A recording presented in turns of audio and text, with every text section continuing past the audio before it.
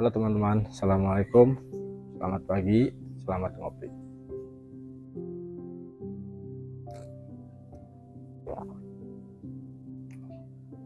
Ya, teman-teman sekalian, pada video kali ini saya ingin bercerita tentang suatu hal. Jadi di momen-momen setelah kajian itu biasanya saya ngobrol dengan jamaah. Nah, di antara obrolan yang pernah saya alami itu adalah ada yang menyampaikan tentang mazhab, mulai dari yang bertanya apa itu mazhab dan lain sebagainya, sampai ada juga yang bernada protes kenapa harus ada mazhab, kan Islam satu tapi kok mazhab bisa banyak. Nah, pada kesempatan itu saya jelaskan bahwa umat Islam itu dalam memahami ajaran Islam itu ada yang berposisi sebagai mujtahid, ada yang berposisi sebagai muqallid. Jadi mujtahid itu adalah orang yang memiliki kemampuan untuk merujuk kepada sumber ajaran Islam atau sumber hukum Islam. Sumber hukum Islam itu yang disepakati oleh seluruh ulama adalah Al-Quran, Sunnah atau hadis, ijma, ya, ijma sahabat, atau dalam bahasa lain ijma para mujtahid, dan juga qiyas. Nah, ada sumber yang tidak disepakati seperti syar'un ma qablana, syariat orang sebelum kita, atau maslahah mursalah. Nah, ini bisa kita dapati keterangannya kalau kita belajar usul fikih.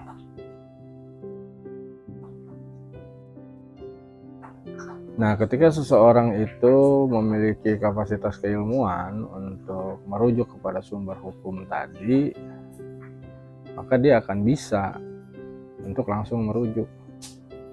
Jadi yang dilakukan oleh para mujtahid itu adalah ketika ada peristiwa tertentu atau ada hal yang membutuhkan keterangan hukum, mereka akan mengumpulkan dalil-dalil yang menjelaskan tentang hal tersebut. Apakah itu ayat-ayat Qur'annya atau hadis-hadisnya, atau kalau ada ijma dia cari ijma'nya gitu ya. Dan mereka akan meneliti ayat-ayat Quran itu ya dengan disiplin ilmu yang sesuai ya, seperti ya kalau ingin meneliti Quran ya pakai ulumul Quran, atau ketika ingin meneliti hadis ya pakai ulumul hadis, seperti itu. Nah, setelah mereka kumpul dan mereka teliti dan mereka akan mendalami, lalu akan melakukan penggalian hukum gitu ya, menggunakan kaidah-kaidah yang memang sudah ada gitu ya, sudah dijelaskan oleh ulama, dan masing-masing ulama mujtahid itu ya bisa jadi berbeda-beda kaidah yang dipakai. Sehingga apa? Sehingga setiap mujtahid itu berpeluang untuk mengeluarkan kesimpulan hukum yang berbeda. Yang umumnya itu ya semisal kalau di mazhab Syafi'i itu pakai kunut ketika sholat subuh, tapi kalau di mazhab Hambali itu tidak, kan seperti itu. Nah, ini ya salah satu bentuknya. Nah, mujtahid itu ada mujtahid mutlak. Mujtahid mutlak yang dia banyak, dia seperti level-levelnya Imam Syafi'i ya, Maliki, Hambali, Hanafi, Imam Ja'far. Ada juga mujtahid mazhab, yaitu sudah sampai kepada level mujtahid tapi masih mengikuti mazhab dari mujtahid sebelumnya itu. Ada lagi mujtahid masalah. menyelesaikan masalah ini dia berijtihad hanya untuk beberapa masalah saja atau bahkan untuk satu masalah saja. Jadi kesimpulannya untuk mujtahid ini ya mereka memiliki kapasitas keilmuan untuk bisa merujuk langsung ke sumber hukum Islam. Selain mujtahid itu ada muqallid namanya. Muqallid itu orang yang ikut kepada pendapatnya imam mujtahid.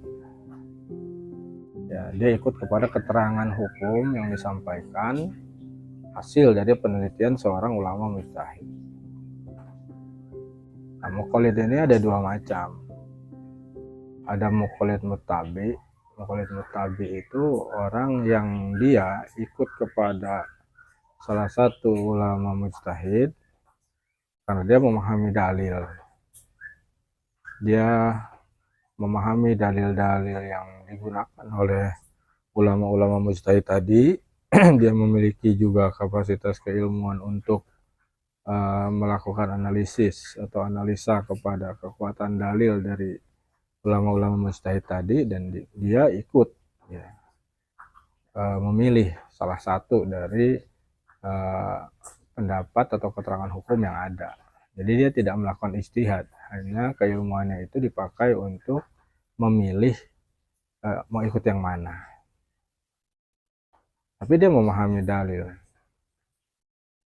Ada juga muqallid am. Muqallid am ini orang-orang awam, mungkin seperti kita lah, yang kita hanya ikut pendapat atau keterangan hukum dari salah satu ulama mujtahid tanpa kita memahami dalil. Dalilnya apa ya kita nggak tahu, kita ikut aja. Tapi setidaknya kita tahu siapa yang diikutin. Nah, sehingga mungkin yang akan bermasalah banyak itu bagi kita orang awam, sampai ada di mana kita bingung mau ikut yang mana. Ya gampangnya itu ya kita ikut aja kepada yang sudah diajarkan terlebih dahulu kepada kita. Gampangnya seperti itu. Karena kita untuk pindah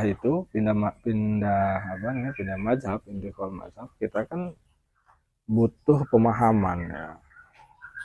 Kenapa? Butuh alasan. Kenapa kita mengambil pendapat yang lain?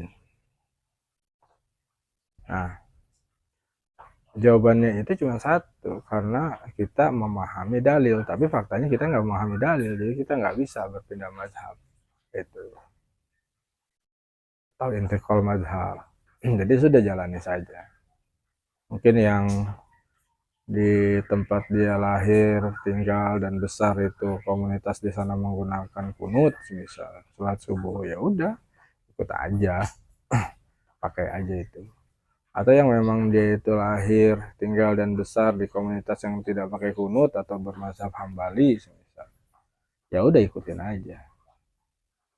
Nah, yang kadang jadi masalah itu adalah bagaimana interaksi antar penganut mazhab. Nah, ini yang kadang menimbulkan ya terkesan itu ya terjadi perselisihan yang berasal dari perbedaan pendapat tadi. Padahal hukum yang kita adopsi atau pendapat yang kita ambil itu akan berlaku bagi diri kita, gitu. Tidak akan berlaku bagi orang lain. Begitu juga pendapat orang lain. Ya pendapat yang diambil oleh orang lain itu akan berlaku pada dirinya, tapi tidak berlaku pada diri orang lain. Atau gampangnya semisal kayak ini, rokok. Rokok itu ada yang mengharamkan, gitu. Tapi ada juga yang mubah, boleh. Dalam keadaan tertentu menjadi makruh, gitu ya. Nah, bagi kita orang awam yang mengambil pendapat bahwa rokok itu haram, konsekuensinya adalah ketika kita merokok, maka berdosa kita. Karena kita mengambil pendapat rokok itu haram. Jadi dia statusnya sama tuh, seperti homer. itu haram. Jadi ketika mengkonsumsi berdosa. Dan kalau bagi kita yang tidak mengharamkan rokok, ya ketika kita merokok kita tidak berdosa gitu. Maksudnya kita mengikuti pendapat yang rokok itu tidak haram, maka kita tidak berdosa ketika merokok gitu. Dan kita tidak bisa menerapkan apa yang kita ikuti kepada orang lain, ya sekali lagi nggak bisa, karena ya pendapat hukum yang kita ambil hanya berlaku bagi diri kita gitu. Ya semisal seperti ketika kita sholat subuh lah, yang kita pakai kunut nih biasanya, lalu imam kita nggak pakai kunut, ya kita ikut imam, namanya juga sholat jamaah ya ikut imam lah. Imamnya nggak pakai kunut ya kita nggak usah pakai kunut gitu. Begitu juga sebaliknya, kalau biasanya kita nggak pakai kunut, kita diajarkan dari kecil nggak pakai kunut, terus imam kita pakai kunut, ya kita ikut pakai kunut gitu. Namanya juga sholat jamaah gitu ya. Kalau nggak ikut imam ya apa namanya, ya bukan jamaah jadinya. Nah, jadi bagi imam-imam yang nggak pakai kunut gitu ya, ini ada yang jadi apa ya, fenomena baru juga gitu. Imamnya nggak pakai kunut, tapi dia ketika i'tidal itu agak lama, memberikan kesempatan pada makmum yang mau baca kunut. Nah ini saya juga belum tahu nih keterangan hukumnya seperti apa. Mungkin kalau teman-teman ada yang tahu itu bagaimana penjelasan dari sikap seperti tadi ya, yang sikap yang diambil oleh imam yang memberikan waktu bagi makmumnya baca kunut, ya itu boleh tuh ditambahkan di kolom komentar ya. Itu. Jadi gitu tentang perbedaan pendapat. Dan perbedaan pendapat ini ya biasa gitu ya, nggak perlu menjadi sumber perpecahan, karena sekali lagi pendapat yang kita ambil hanya berlaku bagi diri kita, tidak bagi orang lain gitu. Jadi ya amalkan saja. Jadi kalau kita semisal mengambil pendapat yang apa rokok itu haram, ya kita tidak bisa menyampaikan kepada orang yang mengambil pendapat yang berbeda kepada kita ya bahwa itu rokok itu haram, kamu harus tinggalkan, ya nggak bisa, karena orang itu berbeda pendapat yang diambil. Lalu mungkin nggak bisa menjadi satu kan gitu. Nah kalau dalam Islam itu ada mekanisme untuk menghilangkan perbedaan, yaitu adanya keputusan hukum dari seorang imam. Nah di kaidah fikih itu ada amrul imam yarfa'ul khilaf gitu ya. Perintah imam, perintah pemimpin itu menghilangkan perbedaan.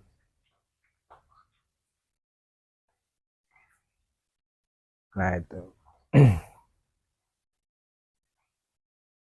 Tapi juga tidak menjadikan apa namanya, nggak mengharuskan pemimpin dalam Islam itu mengambil satu mazhab saja, yang enggak, karena mazhab yang ada itu juga bagian dari pemikiran Islam yang tidak bisa diberangus begitu saja gitu ya. Nah, jadi itu tentang perbedaan pendapat. Ya mungkin video ini bisa ada manfaatnya. Kalau memang dirasakan manfaatnya, ya jangan lupa untuk di like dan komen ya, dan juga dibagikan agar orang lain yang membutuhkan apa namanya keterangan ini bisa mendapatkan keterangan ini. Oke, itu saja pagi ini sharing kita. Allahul muwaffiq ila aqwamit thoriq. Assalamualaikum warahmatullahi wabarakatuh.